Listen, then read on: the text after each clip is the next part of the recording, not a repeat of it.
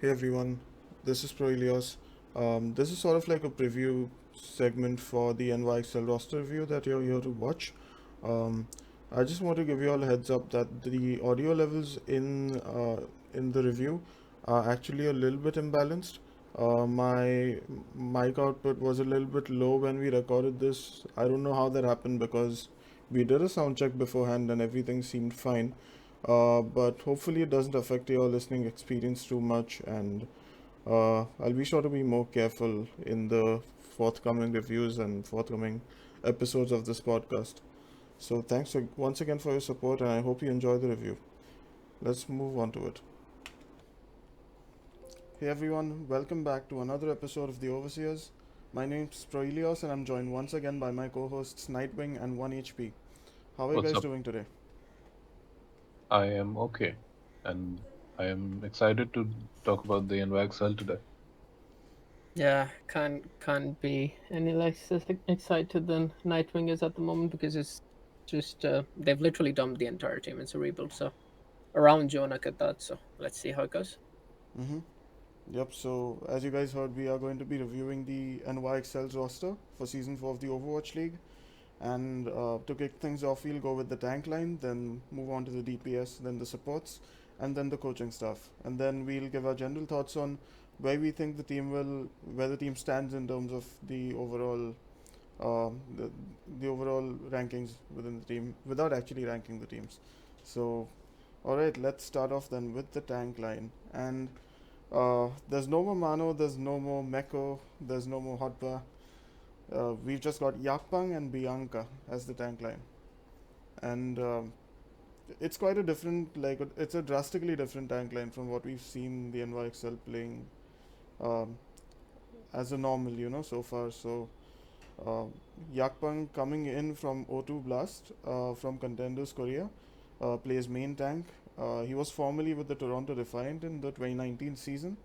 Um, he did well in season one of Contenders last year with O2 Blast, but based on what I've seen, he's nothing special. He's just still there. He's playing Winston, which he's comfortable on. He's like decent on Reinhardt, but I don't think his pickup boards something really exciting and um, you know something really auspicious in a way for the NYXL, who are definitely trying a really new approach. Um, And accompanying him is BiaNcA, who's the off tank, and he's being carried over from last year's roster. And overall, we haven't seen much of him because for some reason they kept playing Hotba over him. But he seems to be a decent player, maybe an average off tank. But I need to see more of his play to accurately judge his level. Um, and what do you guys think about that? About these tanks? Do you want to go first, Nightwing, or should I take it from you? Um, I think I can. I don't have much to talk about, but I'll just say that I think Yakpang, while he might not exactly be an exciting prospect, I think that uh, it's possible that this could be kind of a fearless situation where he has been disappointing in the past, but maybe he can find some good results. Um, Obviously, that's not something that's gonna happen every time, but if NYXL saw it fit to pick him up over Mano of all people, then probably there's some merit to his story. BiaNcA, I thought was average or maybe slightly below average last year. Maybe he can, and it's not his own fault. It's just that the level of off tanks is crazy. Especially last year, we had so many amazing rookies come in that BiaNcA fell a bit short, I think. But um, it's going to be interesting to see how he forms around this snack duo with Yakpung. Yeah, I think you had a great point where you said that it could be another fearless situation where someone's just kind of not doing that well and suddenly they have a decent coaching staff and now amidst a great team they just suddenly start being a god. I think that could some point apply to Yakpung, but at the same time, his stint with Toronto Defiant, we just didn't see him playing long enough and regularly enough for that matter to for it to matter. And he did fine on O2 Blasphemy, but at the same time, coming back to the Overwatch League, especially replacing Mano, is something I can't see more than the top 5 or 6 main tanks in the world doing. It's kind of hard. Plus, the kind of mantle NYXL carries at the moment in terms of being a team that, even if necessarily not the best or nowhere near around it, has always been in sort of a top 4 contention. And I think to take a step like this, just like you said again, Nightwing, it just seems more of a they know what they're doing kind of a strategy, and I hope it just doesn't fire back for them.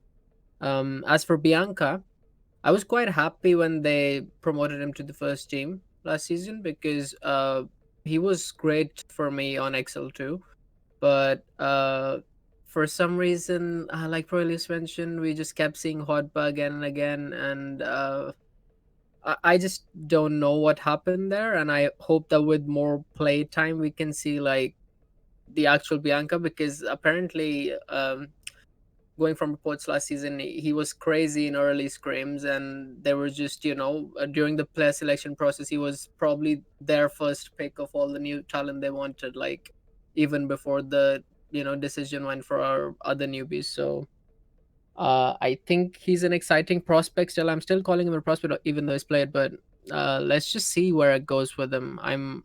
He's still 19. He still has all the time in the world, but with juggernauts like Choi and Krong in the league right now, it's hard to stand out as an off tank. But I think he could get there. He definitely has the potential for me. I'm more excited for BiaNcA than I am for Yakpung, but with Yakpung, it's again a seems like a coaching decision, because it wasn't like they didn't have options. They could always gone for Mag. So yeah, let's see where it gets us. Mm-hmm. Because if all of us are sort of right in our assessment, right, I don't think this tank line is going to be above average. I think average is where they can be at most, unless Yakpang especially performed really well in their tryouts. BiaNcA, I agree, has some potential, like you said, 1 HP, but mm, I like the Overwatch League is really stacked with talent this year, right? So it's hard to, like, even though a player might be objectively good, it's hard to say that they are actually good when they are compared to those elite level players that we know are part of some of the different teams out there. Um, but yeah, they might be onto something with their DPS line instead. And let's move on to that then. So the NYXL have currently got Ivy, Flora, Gwangboong, and Feather. So 4 DPS players. The NYXL generally does go for a widespread lineup of damage dealers, and once again they are doing that. And I'm really curious to see how this plays out, because some of these players have overlapping hero pools, and just like the players I've had in the past, especially in season 3, with like they had Libero, Who Are You, and Haksal on the same team with like so many flex DPS, which got a little bit confusing in the end. Um, but yeah, I think I'll let you guys go first on where you think this DPS line stands, and let's start off with Ivy, who's coming in from the Philly Fusion. So over to you guys for that. I think Ivy, as much as I like Ivy, I still don't see a reason why Libero should go. For many people, he was what was so good about NYXL. After season 2 and 3, especially, uh, the general opinion was that even in games where JJoNak isn't particularly doing anything, which was by the end of it a lot of games because people started punishing NYXL, we just saw Libero shine in most of the games he was put in, and being consistent in the league is something not many players can do at the moment, especially players who are not particularly flashy. So if you're not Flutter, if you're not Carpe, if you're not, one of those players who just get those big plays and you still stand out, in that respect, Libero was always there for them. And dropping him to get Ivy is, I mean, it is apples and oranges at the end of the day, because Ivy has a slightly different flex hero pool, but um, I just hope they're trying to make him specialize a bit more, because we'll touch upon Feather in a bit, but uh, Feather can, in the way I've seen him play, he can play most heroes. So I can only see Ivy come in for the stuff like Reaper, Hanzo. We've seen him do good. We've seen him do good on May. Junkrat. I don't think he'll play the Genji over Feather, but it seems more so that they did want someone to come in and specialize on certain roles, roles that are definitely annoying for the opposition to deal with. And Ivy has been on a team that made it to, made it nearly all the way. So let's just hope for the best, that this is he doesn't ride the bench a lot, because I Feather is really good as well. So it's a coaching decision again. Yeah, Nightwing. I think Ivy is. I'm not sure if it's an upgrade, but okay, actually, I do think it's kind of an upgrade. I think Ivy is a much more cerebral player than Libero. I think he has the kind of positioning that you need down more than most other players in the league. I think his play on May and his even his very methodical play on Genji, I think really can show that. Compared to EQO, when you saw Ivy being subbed in for the Genji instead of EQO, you would see that the team would have a much more controlled position, and they would kind of know how to pass around just by adding Ivy. Obviously, passing is mostly the main tank's job, and um, but I think Ivy really provides a different kind of play style that helps you break down the enemy's position and gain an advantage. I think Libero, while obviously he wasn't exactly a franchise player, but he was a staple of the NYXL, and I think many people loved him for that.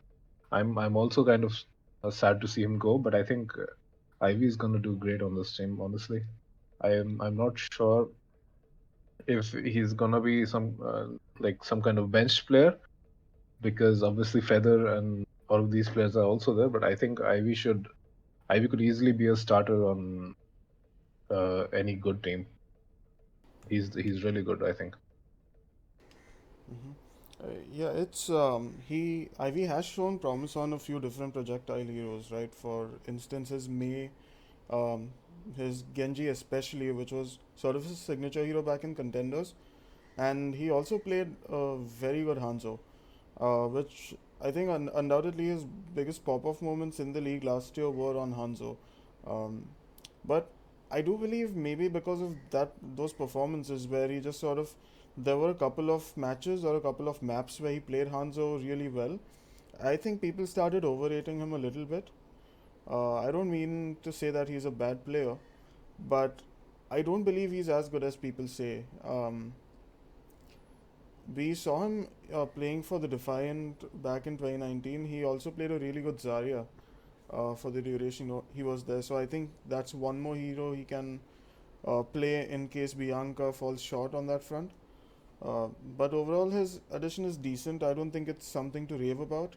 Um, but yeah, should be interesting. And since we spoke about Feather as well, who's the other flex TPS coming in from Talon, um, let's just talk about him a little bit. I think he's a great pickup.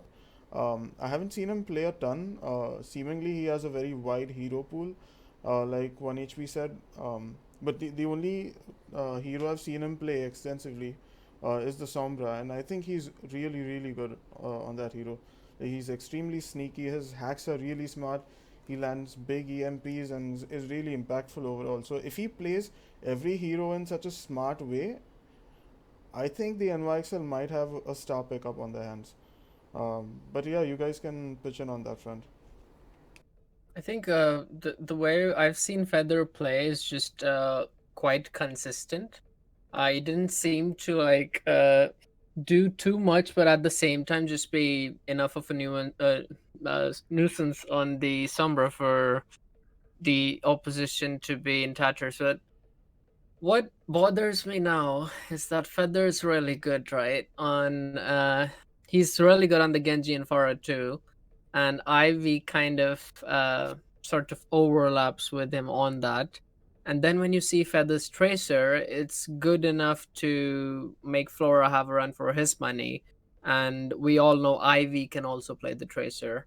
So now we're getting into a territory where NYXL is having one of those old problems where they've got three very good players, essentially, that could play a certain hero, and they need to start making picks, or just basically have a call on who's gonna play maps with, a certain hero dominating them. So Feather's really good in terms of potential from what I've seen on like him on Talon.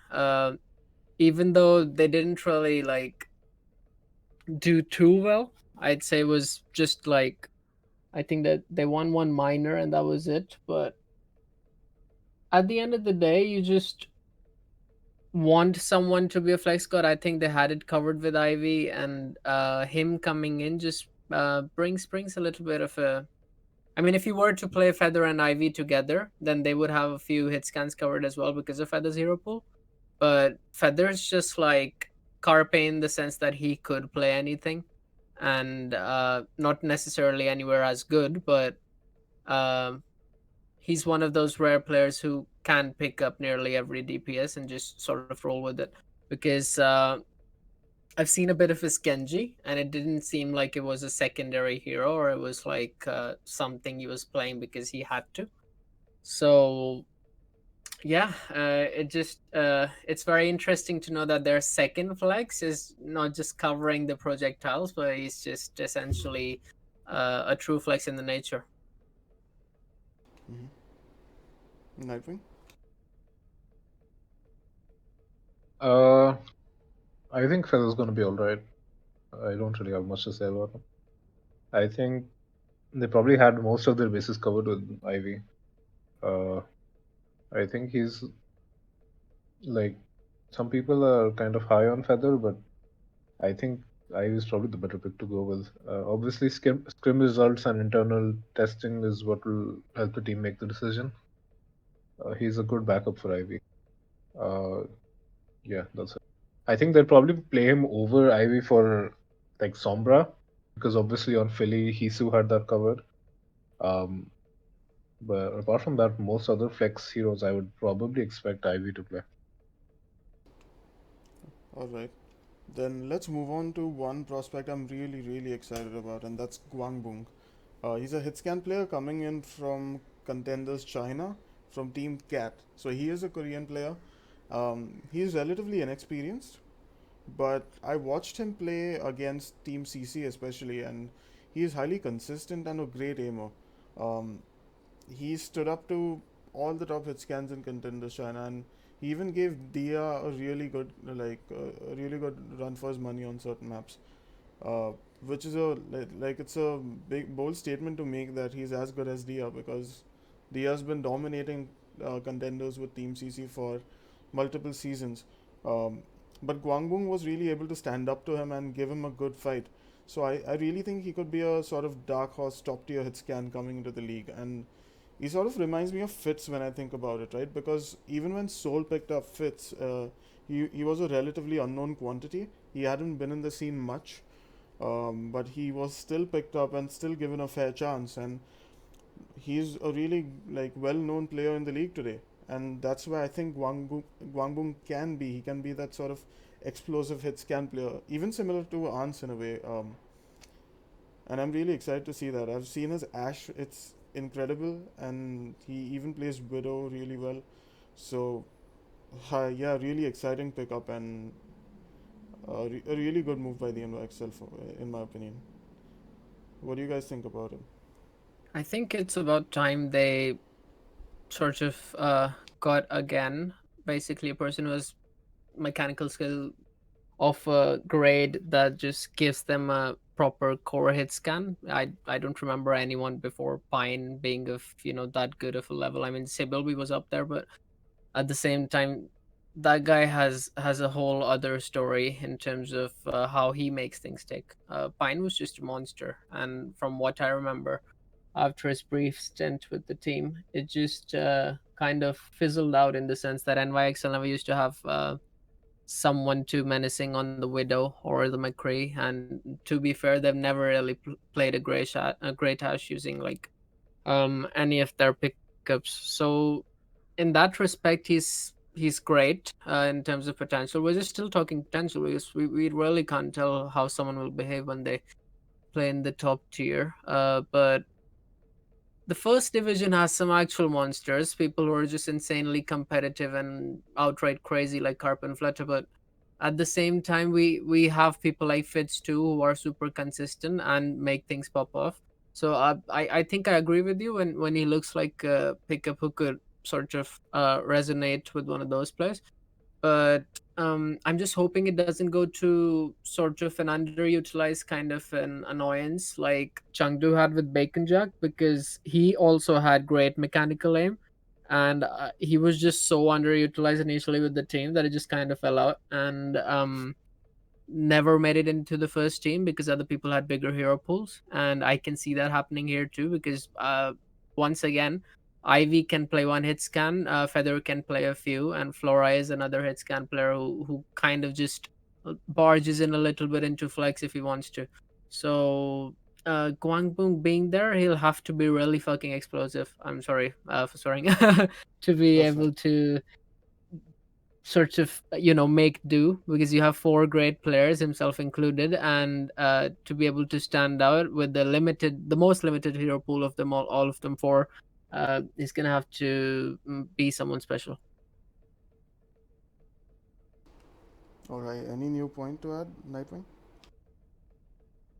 I mean, if you look at the roster, Gwangboong is probably the one that you would look to play the hit scan at first sight.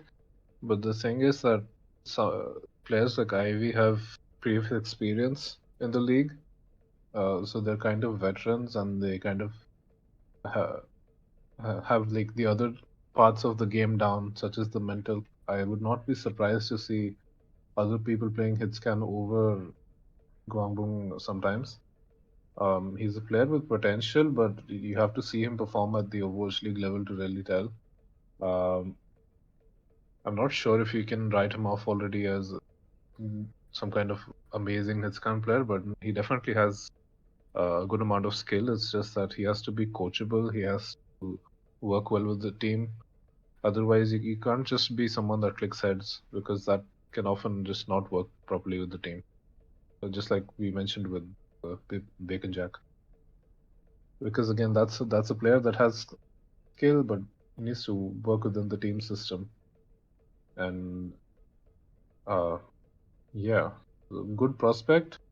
Hopefully, he can deliver. But it would not be completely surprising if they would choose to play other players over him. Okay.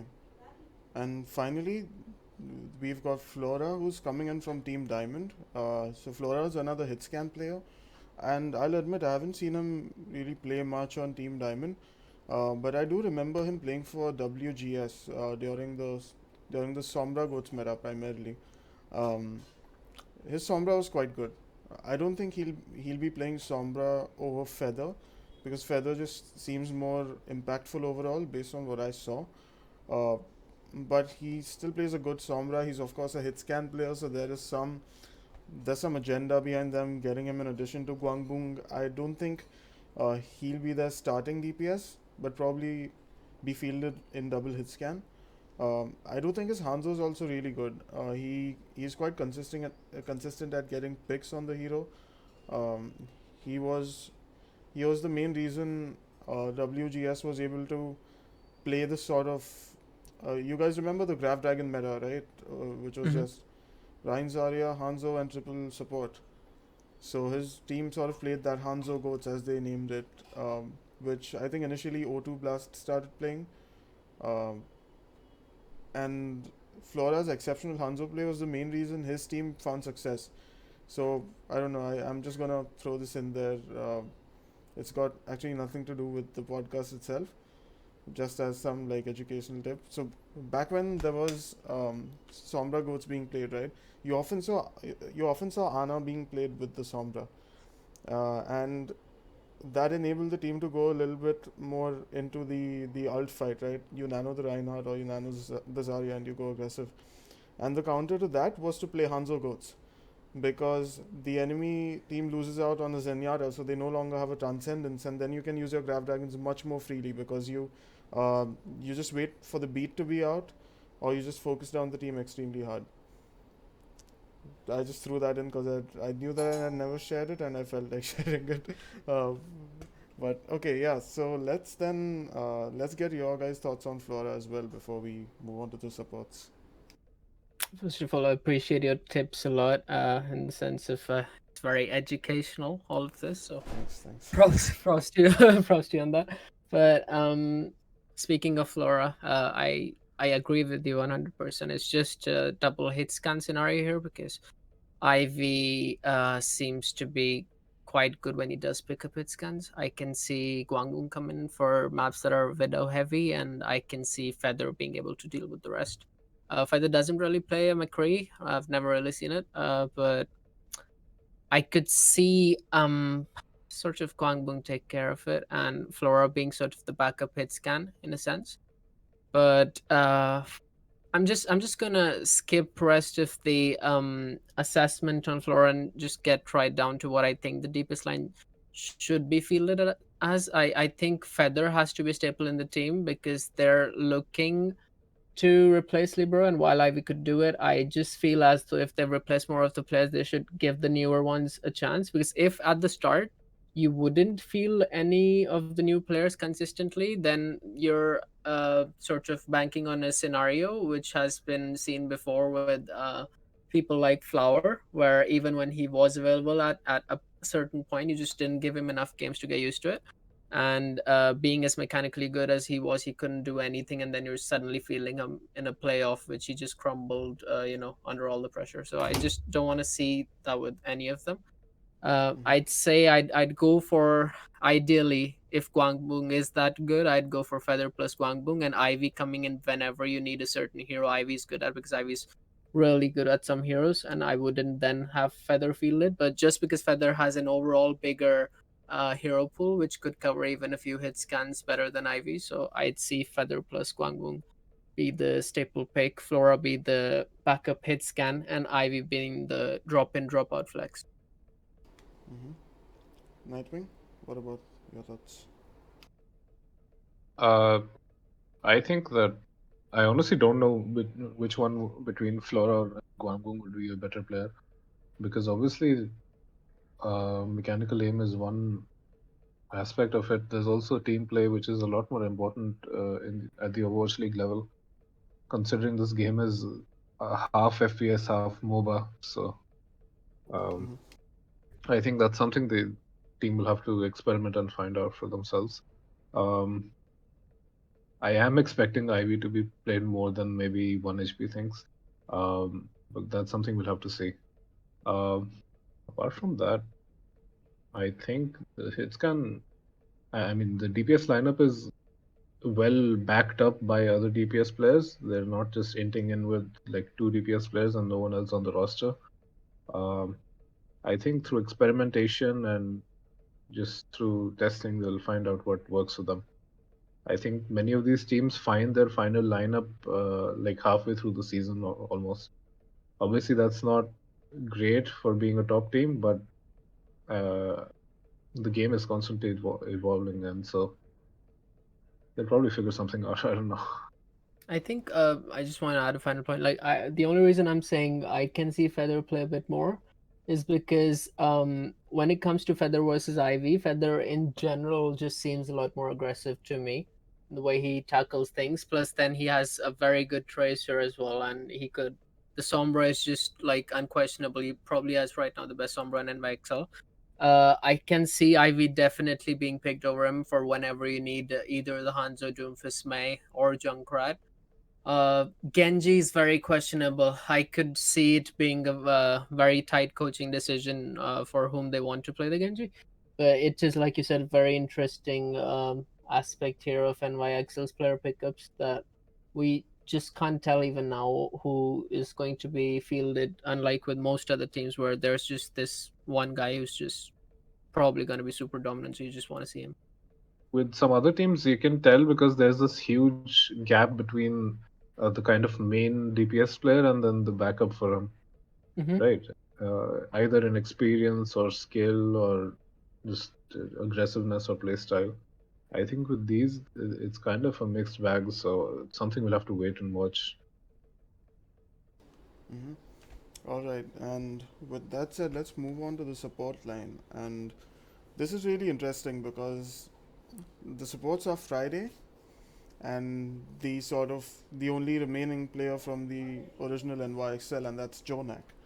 Um, I'm really excited to see this because um, JJoNak, I like this might be a hot take, but I think he's still a solid player.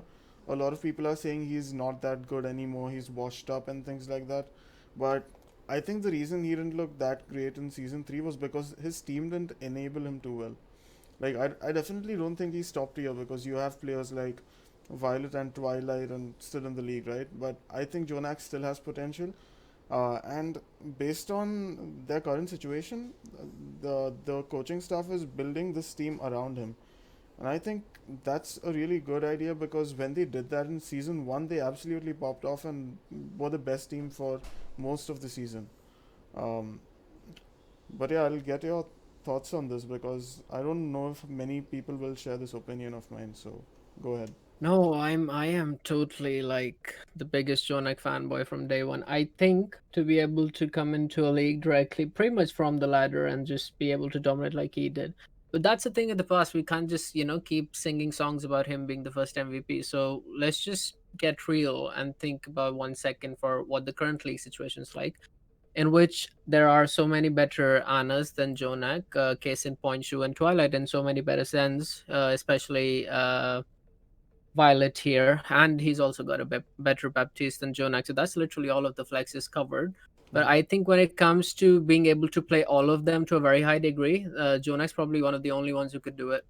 So others, I think one of the reasons, like for example, why Shock had both Twilight and Violet, them both being monsters, was that because they had very very high strong points on certain heroes, like I said, Ana and Zen, Mm-hmm. uh, and that kind of worked. That pretty much worked for them. And I think the way JJoNak contrasts with other flex DPS in that respect is that if there were to come a new support, I would expect JJoNak to be still as fairly consistent at it, if not like he probably won't be best at any one hero, but I can see him play anything and he will be very good at it, just outside the top 3 or 4 on it. And I think that's what makes him so dangerous as a player. Not even taking into consideration his aggression, which gets NYXL punished quite a bit. But I think the way they factored it in season one and made it shine out, that can be done again with the right players. I'm not sure if BiaNcA's up for that sort of appeal again. I don't think anyone is. JJonak's kind of like a nightmare for an off tank to sort of play around. Mm-hmm. But when it does work, it makes NYXL seem like a much scarier team than they are in retrospect. So JJoNak isn't the problem here. Being able to utilize him is. And as far as Friday is concerned, I just haven't seen enough of him. And that kind of scares me in the sense that we were discussing it earlier, Nightwing, and you said that he doesn't necessarily have the strongest Lucio, which kind of is a prerequisite now with so many good people. So I don't know. This is a make or break. Like, we know the tank line's best aspirations could be above average, and the DPS line could be very well, up there at the top. But this support line is either make or break for me. So either it could be very good, or because we're just somehow underestimating Friday, which I can't see happening. But then again, if I haven't seen him in like enough games, so can't really form an opinion just yet. So it could be them just grossly miscalculating something. I didn't see anything wrong with Mandu, so I don't know why you would drop him and then pick up Friday. But now that they have and they want a newer dynamic to play around, then I'm just gonna hope that it turns out for the best and not the other scenario, which I'm hoping, because this has like 0 to 100 potential for me as a sport line. Mm-hmm. Nightwing. I think the support line's kind of shaky, honestly. Um, eh, Last year, Anamo was basically stuck in JJoNak jail because he had to keep peeling for JJoNak so as to not make the team feed entirely. JJoNak is a very resource-heavy player. I mean, obviously he has won many accolades in the past, MVP, etc., etc. And we talk about him being so great because he was picked up straight off of the ladder, but that's not particularly relevant now, considering that he's been in a league for 3 seasons. And he's kind of falling behind compared to the top flex supports in the league. I think he's he's still solid and he's still above league average, but uh, with a support like Friday, who has not really achieved much in his career, from what I can tell, and whose Lucio play and general just play style seems kind of weak. I'm not sure if he'll be able to support JJoNak enough to support his aggressive play style. And when JJoNak is not playing to his own play style, then his level of play kind of goes down. So, but the good thing is that the game seems to be moving in a more aggressive direction, especially with the devs' comments on the kind of direction the game's going.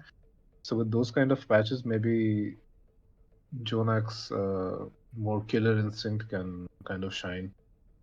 Not too sure about Friday. I think he's gonna have to really work to prove himself in the league.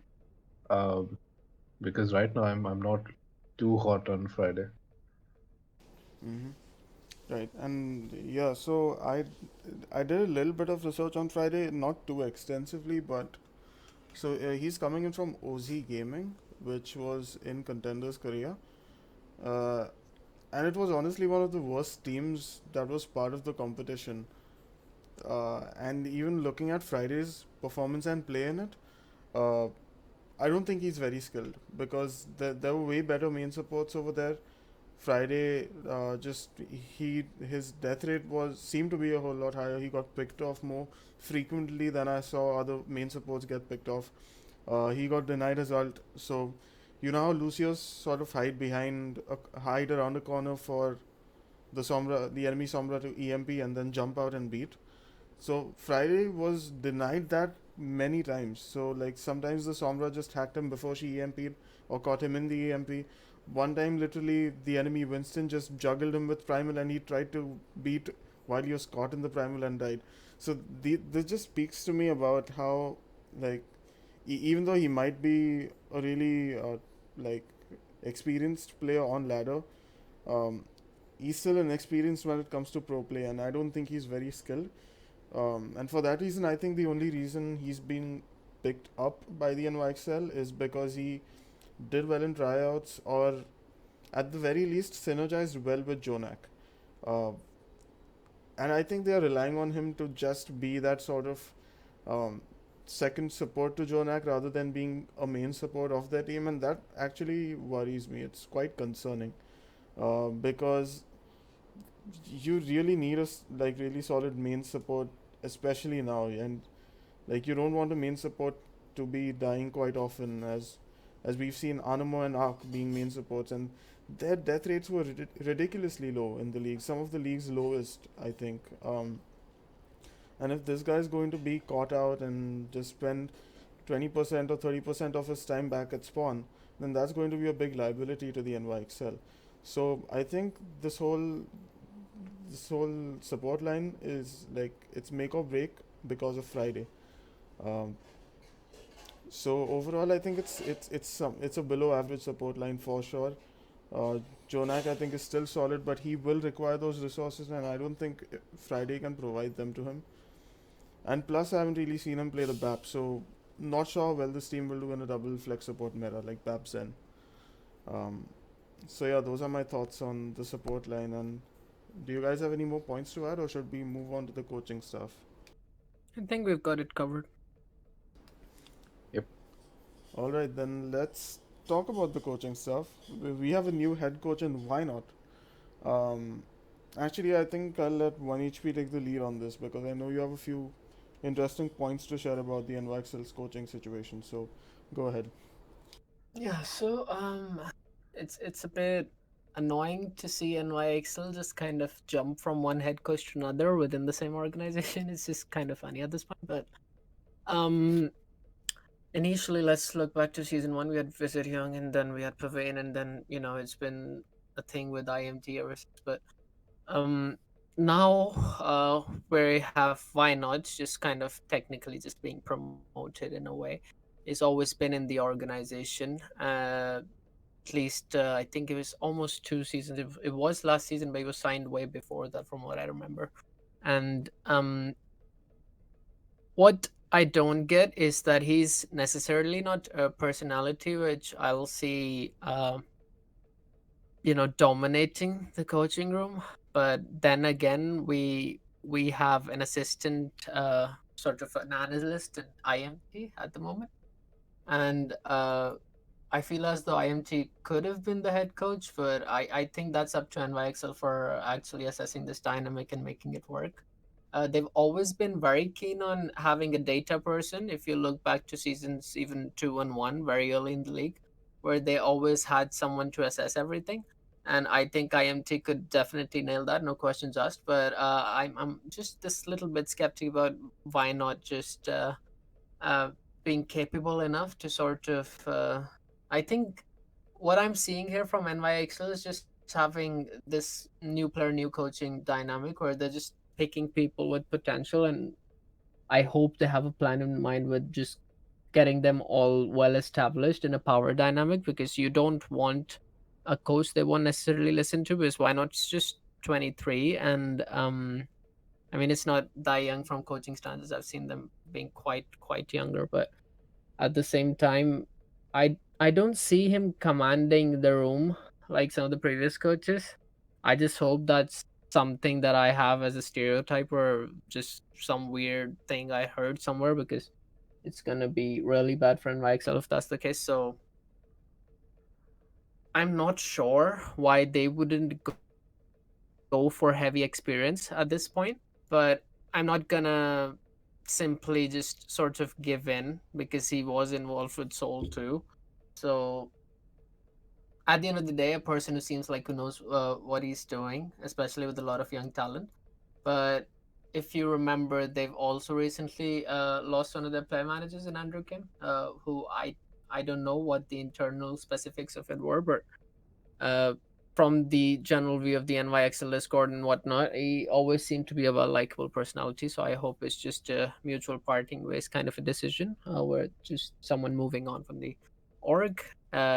I think Nugget's a very good general manager, and for the most aspect has been, but yeah, it's a tricky one, this, because we've got absolute juggernauts in coaching staffs now, and YXL just seems to be falling behind again, where they're not shaking things up enough for it to be relevant league progress wise. And uh, as we'll see, a bottom line approaches with this new season coming in.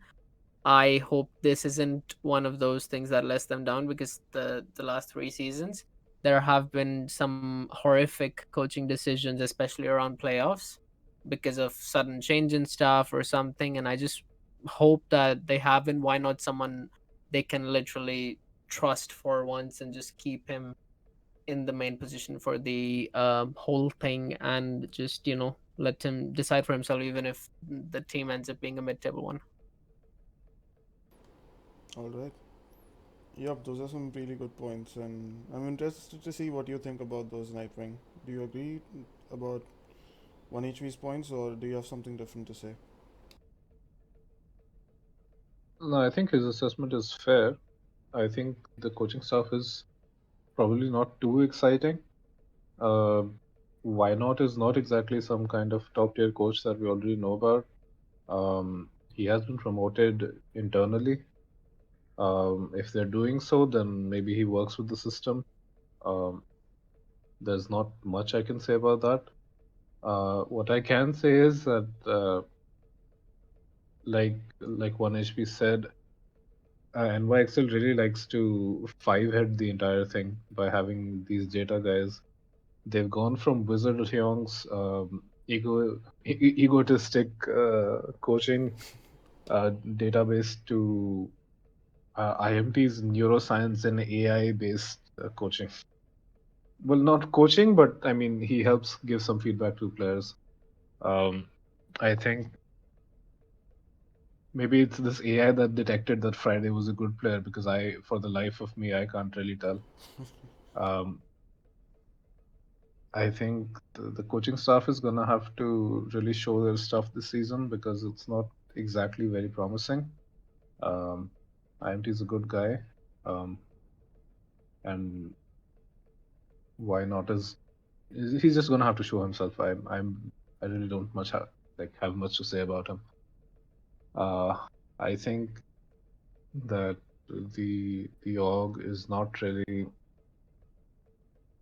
uh really going for someone that's very well established, that has had a lot of success previously. They're just kind of sticking with what works.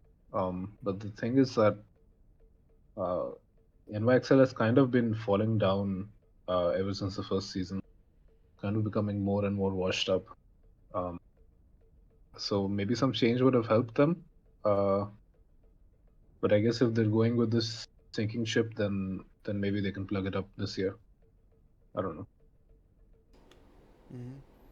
So, um, I think so. Yeah, why not is not like a super well established coach, but he has been with the NYXL since before season 3 began, and I'm a little bit hopeful about him actually because he's decided to rebuild the team seemingly around JJoNak. I don't think they've kept JJoNak just for marketing purposes because there were so many other players they could have kept or signed for that.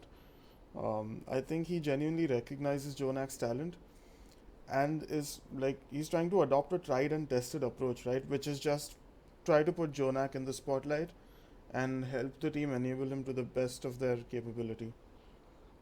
And it's an approach that worked really well in season 1, which was undoubtedly their best season. And overall, like you said, Nightwing, they've just become less and less formidable as the time passed. But why not decision to try and revisit the the time when New York was the most dominant team in the Overwatch League? It's a really interesting approach, and that's why, like I said, I am hopeful. I think he's onto something, and it'll be interesting to see if it actually pays off in a big way. So, do you guys have any additional points to add? Otherwise, we'll try and round this up. Uh, yeah, with our final thoughts. I think that's it for me on the coaching stuff at least. Okay, Nightwing. Yeah, I'm good. Yeah. So, overall, where do we think this team stands? Because, uh, based on what I can see, it's with Yakpung and BiaNcA, it's going to be a below average tank line. Um, with the DPS line, I think it's going to be more hopeful because they definitely have a ton of flexibility in there, and all of these players have shown immense amounts of promise on at least one or two heroes that we've seen in contenders. The support line, like I said, like Friday is sort of the like the main factor in all of in judging their support line because if he plays badly, the whole team will fall apart. But if he plays well and helps enable JJoNak a little bit more, then uh, this could be a fair team, so to speak. Uh, and I think overall, when you look at a team like this that has been so bombastic in the past, you keep on thinking, they need to go for that championship. They need to contest teams like the Shanghai Dragons and the San Francisco Shock. But sometimes, how in Overwatch, let's say you're playing 2CP point B and you're attacking, and then you think the fight is winnable, so you keep going in despite your team getting staggered a little bit, and you keep on continuing that fight, and you're almost there. You're at like that 95% mark, but then actually all you need to do is regroup and take another shot. And I think that's what the NYXL are doing. They are just going back to spawn, switching their heroes, trying to build the right comp, and then go for another, go take another shot at it, right? That's the best analogy I can give for this, and I think it's an interesting move. We'll see where they end up when we actually do our power rankings. But yeah, do you guys have any final thoughts on this team and their trajectory, so to speak? Very good analogy, first of all, and Yes. secondly, I'd say I agree with you. But I'd like to add that I cannot for the life of me rank them. It's just so hard. I'll even struggle during the power rankings because the potential is crazy, and at the same time, if you look at some of the questionable pickups, like in terms of one of the I would say BiaNcA's not too hot on us right now because we just haven't seen him perform consistent enough because he hasn't been in, and Yakpung will have to get more used to. And on the other hand, we don't know how Friday gels in with JJoNak. I'm not too fussed about how the DPS are looking, and I think the DPS have what it takes to be like, if all of them end up being good pickups, which is of course their dreamland scenario, we could see a very very scary situation for other teams. But that kind of instability in the way it could go just makes NYXL team for me, which could finally drop to the mid table, which would be horrific for a franchise of like their reputation. But at the same time, it could mean that they suddenly start competing for the elusive title. So I can't really put my finger on it just yet. It would be more like if I watch them play together, which we're all waiting for, I know. But I'd refrain and abstain completely from rating them just yet, because I do need more juice. I need to hear more before, and I need to see a lot more before I think I'll be able to form a decent opinion. Fair enough. And Nightwing, what about you? I think the NYXL's gonna have a hard time, honestly, this season. They're in the Asia region, right? Yeah, APAC. Yeah, Yeah. yeah, they're gonna have a rough time in the Asia region. I mean, you think about, first of all, Yakpung completely unproven to be good. I think they're gonna have a rough time, kind of working with that main tank. Look at other players, other main tanks. Philly has Mano. They've moved to Asia. They have Rio on Guangzhou, which he's not the best, but he's still probably a bit more proven than Yakpong right now. Um, I look at Gu Shuai on Hanzo. Look at Gesture on Seoul. Like, how does NYXL really compete on that front? Kind of distressing, honestly. Mm. They're really gonna have to shock the entire scene. Yeah, just give me 1 second. I have to talk to someone. You guys carry on. But yeah, I think this team is gonna have a rough time. Yeah. Look at other rosters in the Asia region. I don't. I think they'll have a rough time even picking up matches compared to these other teams. Mm-hmm. All right. So yeah, I think Nightwing's got to get his take out or something like that. But yeah, I think that pretty much sums it up for this episode of the Overseers. And I'm actually really interested to know your guys' thoughts on where the NYXL stands. So be sure to put them in the comment section and keep this conversation about the Overwatch League going. If you like this video, remember to hit the like button and subscribe to this channel because we've still got a lot of teams to review. And yep, just share this video with any NYXL fan you know, because I know that this is probably the team with the biggest fan base out of all. So be sure to share this video, and thanks a lot for listening and sticking with us till the end. The next team we'll be doing is the Florida Mayhem, so stay tuned for that. See you. Bye bye.